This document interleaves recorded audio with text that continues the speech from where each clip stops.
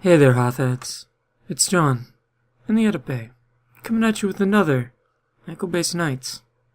Earlier this week, my co-host Ian reached out to me on Discord to discuss a tweet that he saw regarding child snatching by the Jedi Order. The following loosely cohesive conversation is what resulted.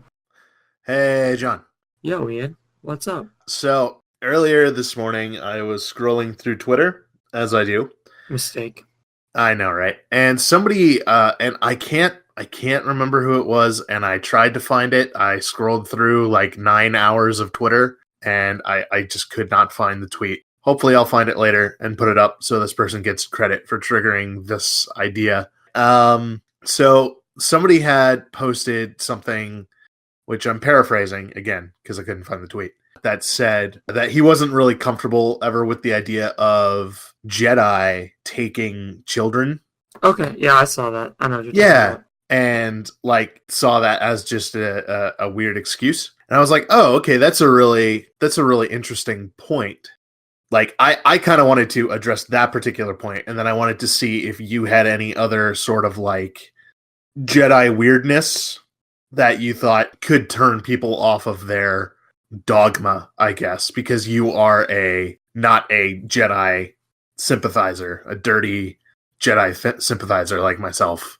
Yeah, so correct. I thought, I am not the biggest fan of the Order. right. So I thought it might be interesting to kind of present those problems and see if I could either defend it or explain it away or just admit defeat. Starting off, I wanted to address the taking the children thing, which... I found it, by the way. Did you? 5 seconds of searching. Well... I remembered you saying it, but I thought it'd be important that we give proper credit. And also, there was a little bit more to just what they were saying about taking the kids away. There's another sentence that I found interesting when I read it. So, this tweet is from Fangirls Going Rogue, or at FG Going Rogue. And it says, I know Jedi start their training at an early age. Was it wrong of the Jedi Order to take children away from their loved ones so young?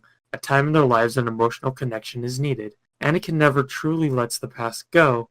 I'm sure there were others. Was that the tweet you're talking about? That was not the tweet I was talking about. Oh, so multiple people also, talking about it. Well, it also kind of adds to that point, though. Okay. It's a good tweet. Good tweet. Yeah, that's actually a really good point that I didn't think of, is kind of the nurture aspect. Based on what we see in the films and kind of what we know from comics and stuff, it seems like that master relationship is supposed to fill that nurturing sort of role, but that can have various degrees of success. So that's a really good point. How much of the lack of parental relationship and the training that goes into becoming a Jedi is affected by not having the parental relationship. I would argue... Alright, when I first saw the tweet, I thought, oh great, another thing that I can add to my bandolier of anti-Jedi ammo I can throw it in. Right. Until I read the second sentence, which was, a time in their lives an emotional connection is needed. One of the things that's stressed by the Masters in the Order is that a Jedi shouldn't have those familial connections.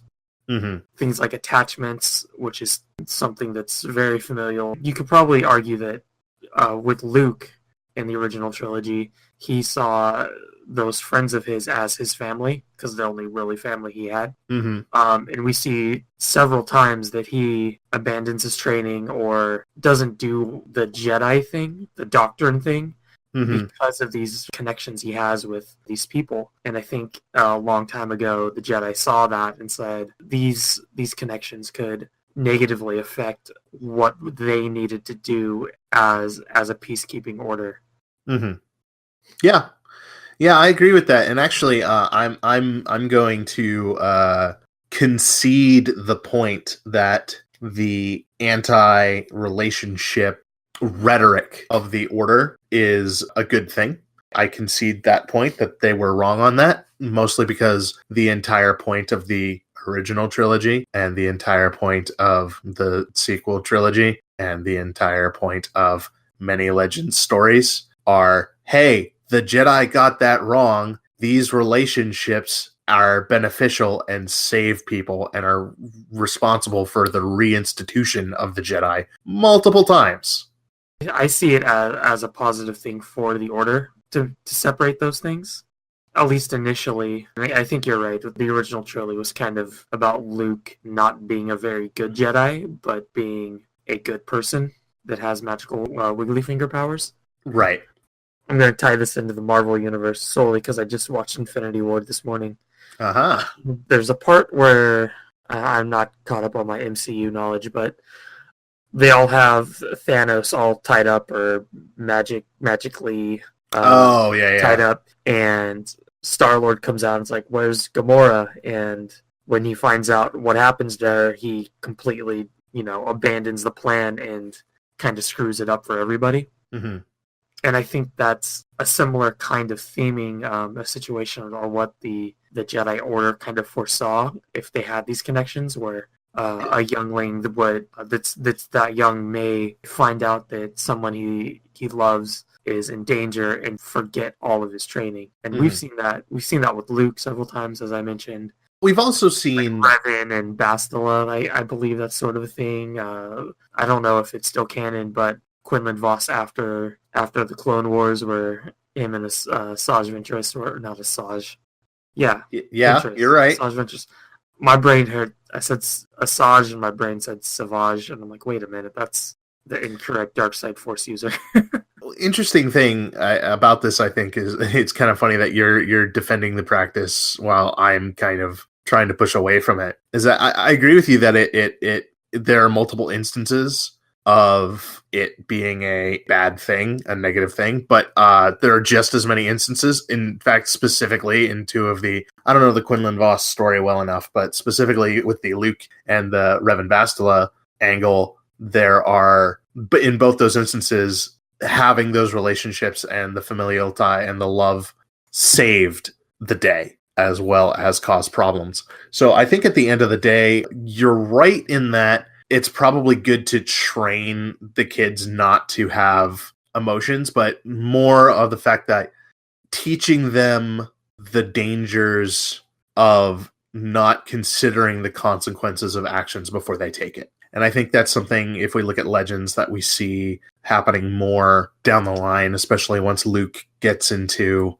power as the Jedi Master. It's less no emotion, no connections, every connection you ever have is bad, you should throw away, and more along the lines of, look, you have this power and you have this responsibility, so you need to really look at what the consequences of your actions are going to be if you because of that power that you have, because you have this connection to the Force. And looping that back into the taking your kids away thing, as far as I know, and I'm not sure what it is in new canon, but as far as I know, for the most part, the Jedi didn't just show up and take your kid. Like, that was a decision the family made to give their child up to the Order. Well, I feel like it's kind of implied that, at least in the Old Republic, it was kind of an honor, right, for that sort of thing. Sure, and that was one of the points that the tweet I was talking about came up with. That they mentioned, it seems like it's an honor to have that happen, but it still seems like a thin veil to hand wave the act of stealing children, which I get. You're uncomfortable. I get the uncomfortability with that, and it is a weird situation. I was thinking about that, and I was trying to think of what analogy I could use to figure this out. It's, imagine if 1 in every 100,000 kids was born with a gun for an arm. You could let that kid stay with whatever his family is and raise that kid and hope that he doesn't accidentally fire off the gun that is his arm. Or you could get that kid somewhere where experts who can teach him how to control that gun for an arm and make sure the gun doesn't go off and give him the tools necessary to deal with life with a gun for an arm. The easiest way to relate this would be the Xavier School for Gifted Children. Yeah, there you go. That's a way better analogy than mine. Yeah, I thought you were going to tie it in at some point. Like, gun for an arm. Okay, I've lost him.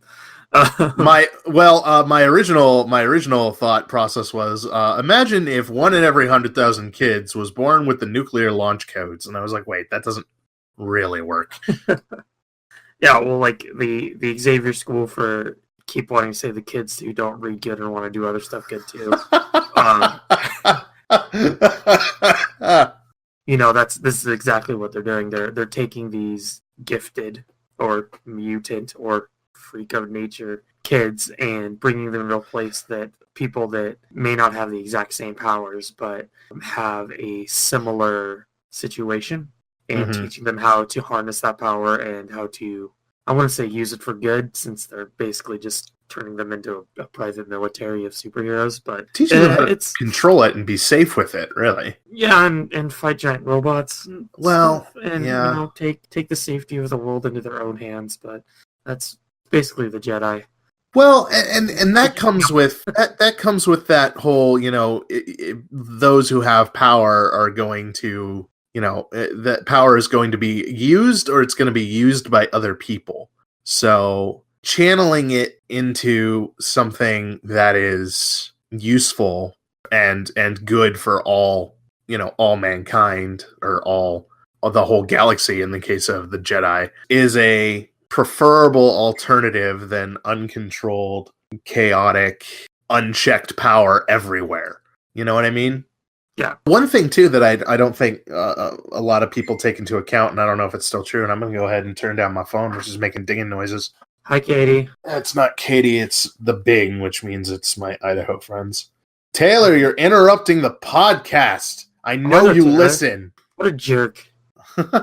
Now he doesn't know what he was talking about, and all he can think about is the Javier School for kids who don't read good. Yeah, that's exactly what I was thinking about.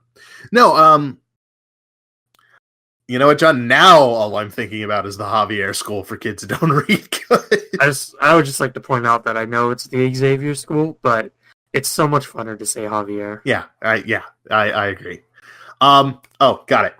So one of the things I don't think a lot of people take into account, and I'm not sure if this is still canonical, but for the longest time, pre-Disney, the Jedi as we think of them, like the lightsaber-wielding peacekeeping force, there were only like a couple thousand of them in the entire galaxy, and on most of the other members of the Jedi Order were using their force sensitivity to do other things like space exploration, agriculture, medicine, academics, stuff that is inarguably good for mankind, as opposed to, we have magic wizard cops. You can argue magic wizard cops are bad, or at the very least politically dubious. But hey, we have these wizards who are connected with this life force, and they're using that power to grow food for trillions of people. That's something I don't think gets taken into account when we're discussing Jedi dogma, which, is mostly because a story about a wizard growing pea pods over and over again does not make for entertaining storytelling. It's definitely a part of the puzzle when we're looking at Jedi dogma that needs to be examined. And then the other thing too is that the entirety of the movies, at least, have been about, hey, the Jedi were wrong and need to do something different, but are still basically good. Right. They're, in a way, my favorite kind of villain, which is the villain that genuinely believes that they are doing right by the world. Yeah. Any other weird Jedi-y things that come to you off the top of your head that you would like me to argue or debate or concede? And I know we did this in a previous episode with Kai, kind of, but this particular most recent episode was had some Jedi smacking about it. Well, right, that's because you take every opportunity you can to. Yeah. Also, I base all my memory on the covers for the posts I make. That's not going to help you for the last one. Yeah, since the last one was Ben Quadraneros, I have no idea what we talked about. We talked about Ben Quadraneros. We did not at all. Yeah, no, that episode was my existential crisis. Oh, that's right. That's right. See past Jedi things. Okay, I'll wrap it up with this. I think one of the we see it on the Twitters and on social media and everywhere. The arguments going on about what or what isn't the Jedi Order and what the Jedi should do and what they can't do. And this doesn't have to do anything with like the most recent like toxic fandom things that we have to continuously talk about Right. nonstop. This is for years and years. And I think it's interesting that we're trying to fit this Jedi Order and this Jedi doctrine into something that makes sense based on three fantasy movies from 40 years ago. Mm-hmm. They've kind of, George went in with the prequels and he added a little bit more into that, and still just trying to fit it into what was already established in the movies that were 20 years prior to that. Mm-hmm. And I just find it interesting that people can get so worked up over, a doctrine that's kind of being made as it goes, as time goes on. Yeah. I think And the then, reason the Jedi Order in the prequels was nothing like the Jedi Order from, the Old Republic comics that I used to collect. right. They're similar, but they're very different philosophies, I should say, on how to deal with the rest of the galaxy.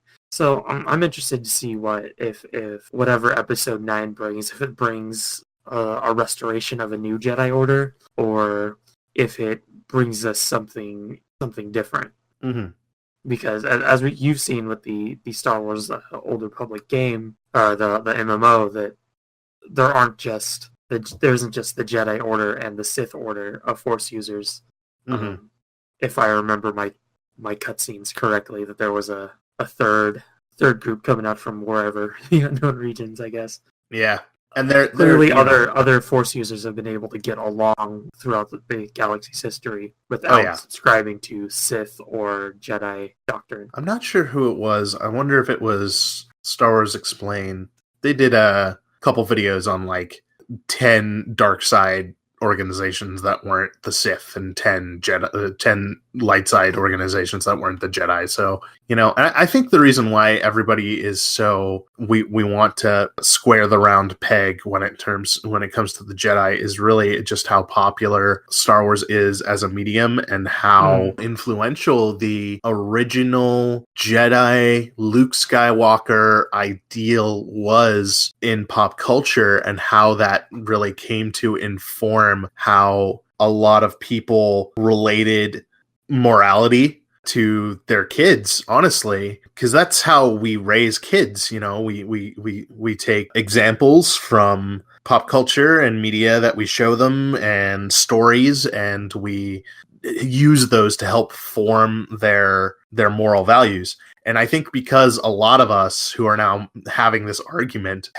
grew up going, oh, be like a Jedi, be like Luke Skywalker, do the right thing, always fight for defense, never for attack, protect other people, that basic story. Now that we've grown up and that we can look into more of the nuance of the storytelling and be like, well, wait a minute, the Jedi didn't do the things that I was taught that they did when I was a kid, and that informed my moral compass. And if that moral compass doesn't align with the other moral compass, I'm gonna, lose my mind or turn to the dark side or whatever.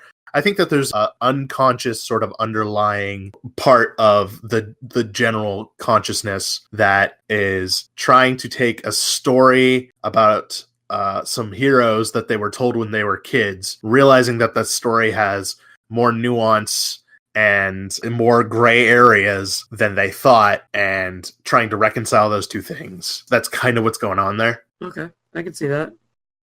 Yeah, you can liken it to any sort of like religious experience too. Like a lot of kids grow up going to church, and their morality is informed by that sort of, the stories there, the lessons there, and then they grow up and are just like, wait a minute, A does not equal C and B, and that's not what you told me when I was a kid. So then they kind of move, they start questioning more and more, and either move away or get stronger or change their viewpoints or whatever. I think that we can see that happening, and we've seen that happening ever since the 90s, where we got more.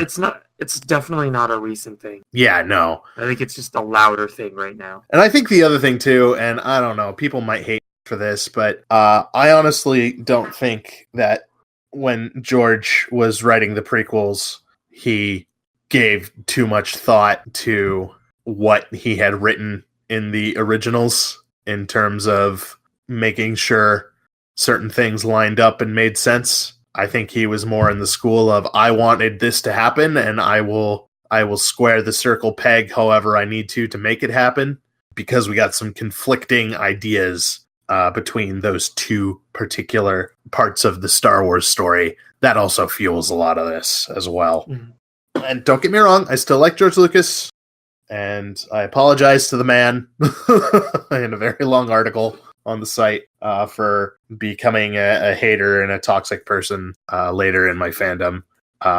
Don't jump me for not for thinking that there might be some flaws in their works, or do, you know? I'll find enjoyment in that, right?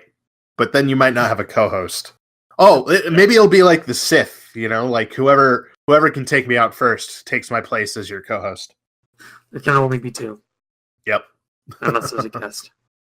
Well, there can only be two unless there's another rival two, and then sometimes there's multiples, but usually two, sometimes one when he's more interested in art than he is with raising an apprentice. And I don't really know where the next apprentice comes from. I don't know. Sith are weird. Yeah. Apparently somebody wrote themselves into a corner with the Darth Bane thing. Well, apparently, like, that's being addressed in the Vader comic right now. Some ancient Sith Lord has been yeah, that's who I was referencing. Yeah. Some ancient Sith Lord's been giving Palpatine a lot of flack recently, apparently. I still have not read the new Vader line. Not I've read, up to a certain point, but I haven't read the entire thing, the run that's on Serial right now, because I do not have the space nor the patience to buy monthly comics. Give me my hardcover, my full hardcover.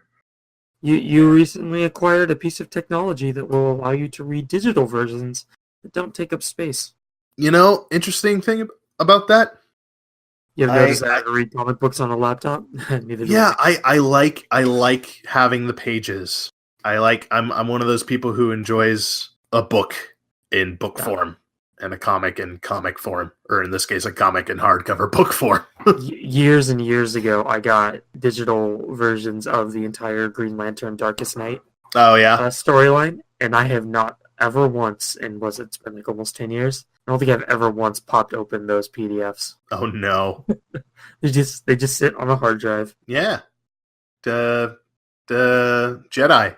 They got some good ideas. They also have some bad ideas. Not every organization is perfect. Thank you to... Real quick. I just looked over at my Black Series 6-inch collection. Uh-huh. And I was looking up, because you've seen them. I have them displayed with all the Imperial officers they released in the center, gathered around Vader. Right. And I looked up there, and Vader was gone.